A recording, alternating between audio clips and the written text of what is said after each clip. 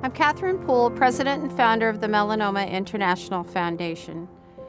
A long time ago, I was diagnosed with melanoma, and I had nowhere to turn.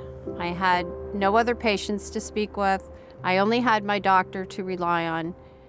And I found, navigating many patients daily, that they really need to hear from other melanoma patients and their experiences and what helped them cope and find the best direction for their treatment. We hope that you will never have to travel this path alone. I had a mole on my back that had been bothering me. I'd asked my regular doctor about it, who said it was nothing. Went into a dermatologist when it started to grow, who said it was nothing, and said in 2 weeks I would get something in the mail saying that it was nothing.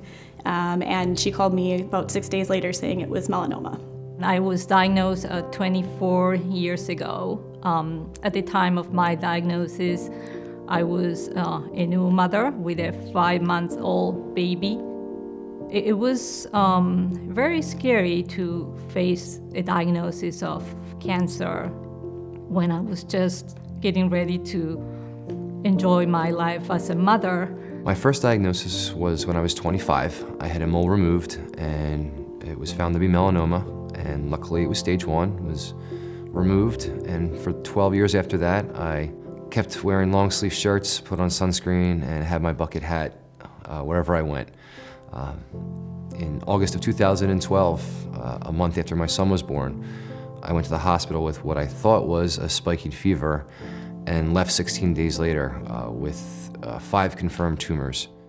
Yeah, I went from meeting with a doctor where the joke was that I had been there, once a year for 10 years, more frequently earlier, and the running joke was that I was just there to pay my copay, to sitting down and having a quite serious conversation, and things go through your head, things that would go through anybody's head. How long do I have to live? Do I need to stop working? The primary tumor was on my left leg. They took it out, did wide excision and a sentinel lymph node biopsy, and then that was that.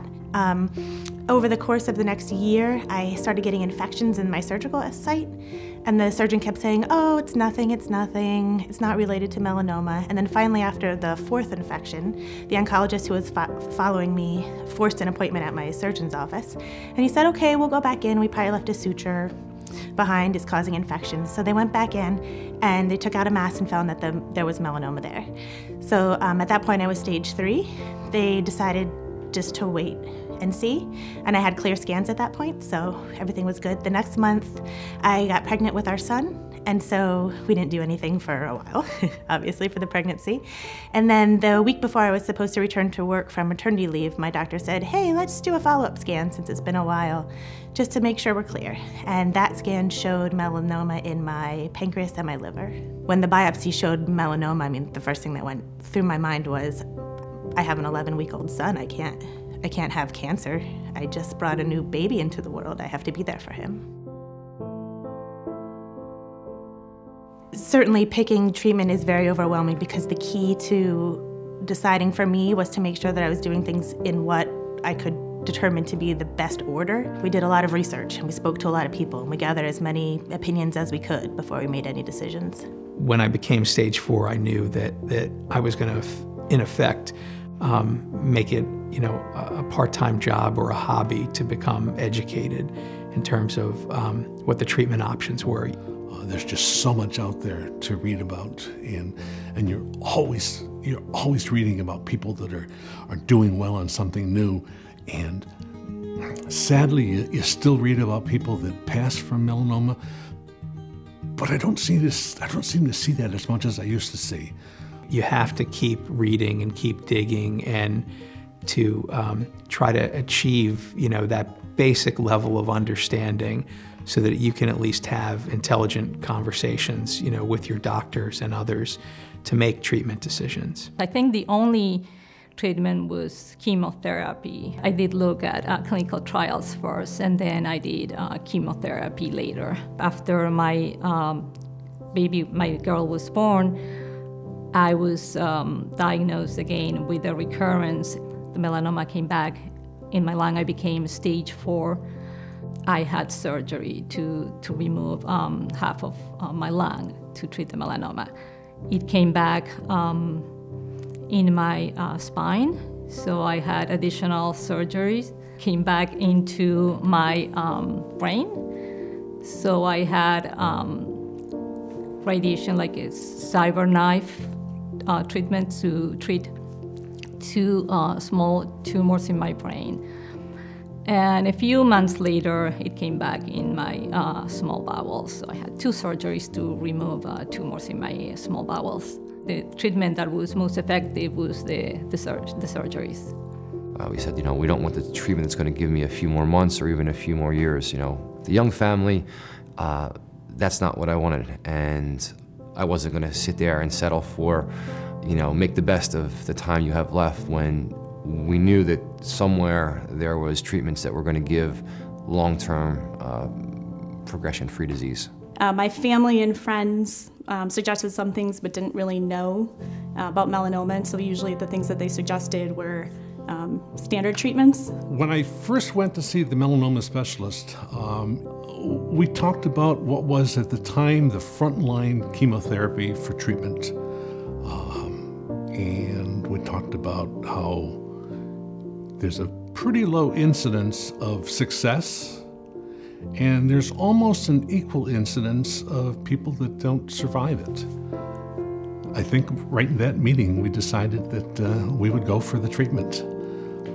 Check into the hospital for a week, come back out and rest for a week, check back into the hospital for a week, and then wait for 3 weeks for scans and then find out that it didn't work for you.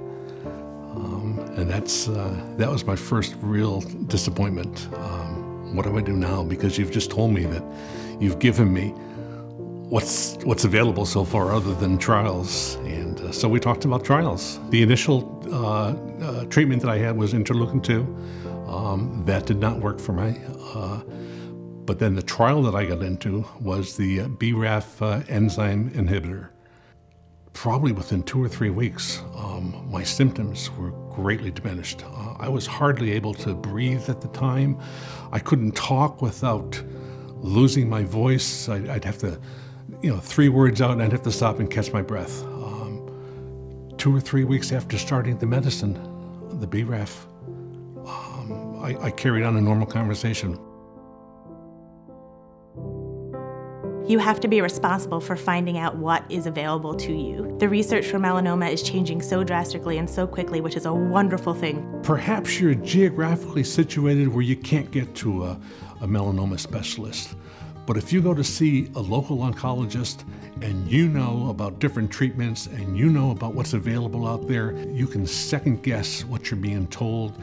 You can understand how it's being explained to you. You need to speak with specialists, you need to gather as much information as you can, and you need to be proactive about making a decision. You cannot rest and take one person's advice. The oncologist I've now is the 3rd one I met with, and it was really because I needed to find somebody that would work with me and give me options and listen to what I had to say and how I was feeling.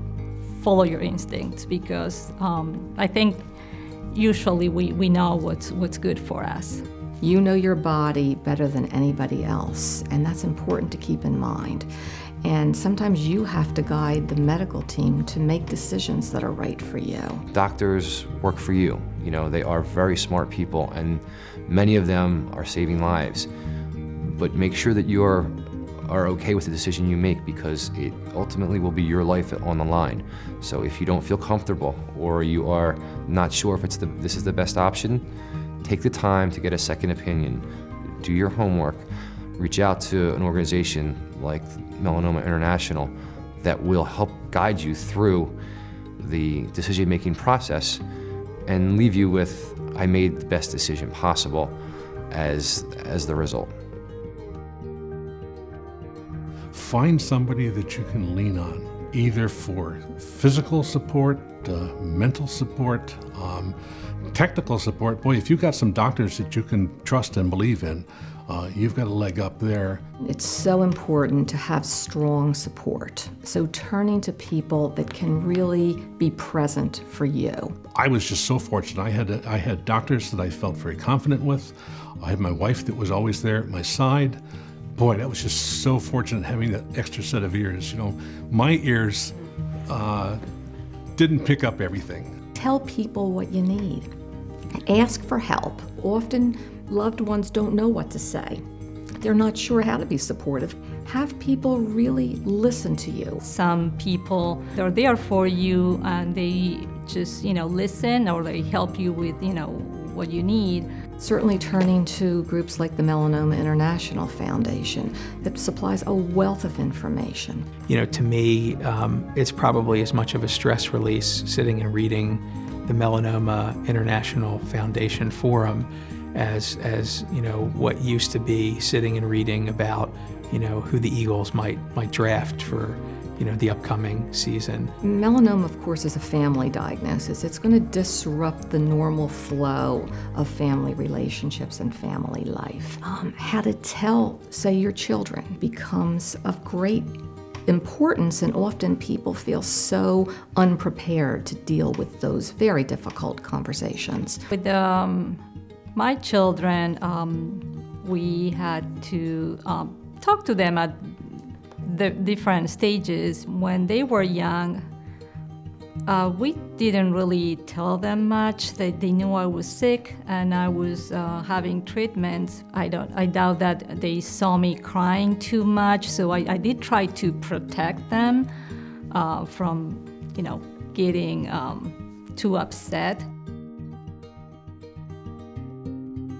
You find out on day one that you've got this tumor growing inside you, and you are absolutely convinced that this tumor is growing exponentially, and every day that goes by without treatment, it's getting bigger and bigger and bigger, and pretty soon it's going to be too big to treat, and you haven't even gotten in to see that doctor for the first time. So that frustration is tough to deal with. Distress, fear, anxiety is perfectly normal. I mean, getting a diagnosis such as melanoma can be devastating. Absolutely felt fearful and anxious. I had a baby, like I said, and my biggest fear was the potential to not be there for him or see him grow up. But, I mean, on the other side of that, he was a blessing in the whole thing because I didn't have a choice. I had to live for him. There's no other option. Going online, blogging, listening to other people's stories can be of enormous help. I had a binder with stories that I found on the internet of people who had survived several years. They were stage 4 and survived. And I said, I could be that person as well. And actually, I am one of those now, so I feel very, very lucky. You can get caught up in a whirlwind of medical appointments, research, talking to people about what it is you should do, and that becomes the focus, and it crowds out time. One of the things we found that was key was to spend some time with each other, spend some time doing things that are for you, for your body. Not just myself, but also my wife, and for our kids, that we take family walks. We have a very active family life, including travel, seeing friends, doing things. Throughout this journey, what's probably surprised me the most is, some of the things that you get through that you didn't think you could get through before. When they tell you have to have surgery and different things, you think, I can't go through that. You're stronger than you think you are. I did have a strength that I didn't know I had.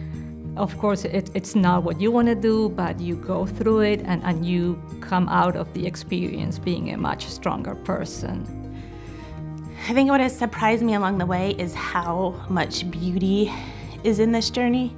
The love that you experience, that you feel and that is given to you is, it's like nothing anywhere else.